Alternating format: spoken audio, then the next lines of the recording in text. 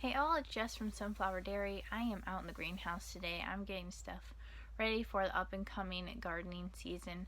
I'm just out here enjoying some tea, and I'm laying out my seed trays and looking at my seeds and just getting prepared and organized and getting a game plan going for this next gardening season. So I'll show you a few things that I'm doing right now. Alright, so over here I am just getting my seed trays organized and kind of seeing what I have. So in an earlier video I showed you that I have these solid carrying trays that I'm going to be watering with these. There's no holes in these. So I just got these inserts here. They have all the little separate spots where you can plant your seeds, and these just fit inside of these like so, and then I'll be able to plant and then water in the bottom because the seedlings will be starting out being fragile, so I'll be able to bottom water, and then when they get bigger and start getting a harder stem, then I can start watering from above.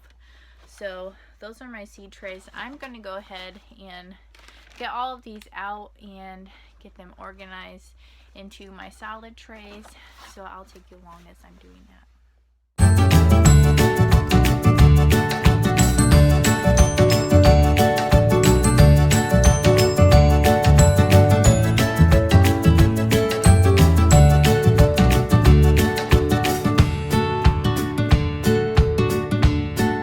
Alright, so I have my seed tray set up, and the next thing I'm going to need to do for these is get a seed starting soil mix. So that's the next thing on my list to get. But right now I'm going to be going through, I have a bunch of seeds that I saved from the garden, and then I also have seeds that I found last year on sale that I have, and then I also need to look through everything and see if I need to order some seeds for some varieties that I would like to have that I don't have. So I'm going to go ahead and show you that. Alright, so I'm over here. So these are seeds that I have from last year that I got on sale at the end of the season. So I'm going to be using these this year. And yes, you can use seeds from the year before. They may not germinate as much as they did the first year they would have been used, but you're still going to get some germination. So you can use seeds from the following year. That's okay. And I also saved some seeds from the garden, and how I do this is I'll collect my seeds, I'll put them out on like a paper towel or something like that to let them dry. You want to let them dry until all the moisture is out of them, and then I just put them in little bags, and I'll label what's in them, the year, the variety, all of that. So I have a whole basket of seeds from the garden from last year, and then I have some varieties of seeds that I did not plant last year. And then I also have been just going through seed catalogs and kind of taking a note of what I would like to plant next year and varieties that I would like to try that I haven't tried before.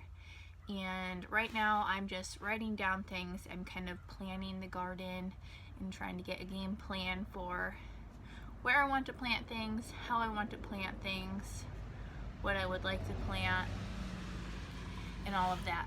So right now it's basically just getting a plan and making sure I have everything that I need.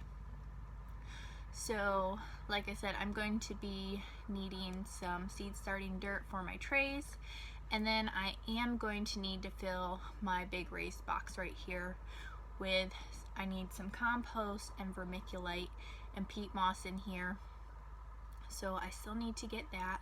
And then in the garden I have garden boxes which have had soil before because I have done a garden for several years, but every year in the spring before I plant, I top off my garden beds. And the mix that I use is compost, vermiculite, and peat moss. So what I'll do is I'll just do a mix of those, and I will top off my garden beds, and then they'll have a fresh start, and then the plants, they'll have some new soil. So that's what I'm doing today. Thank you for following along as I'm planning the next gardening season. Thanks for watching and have a blessed day.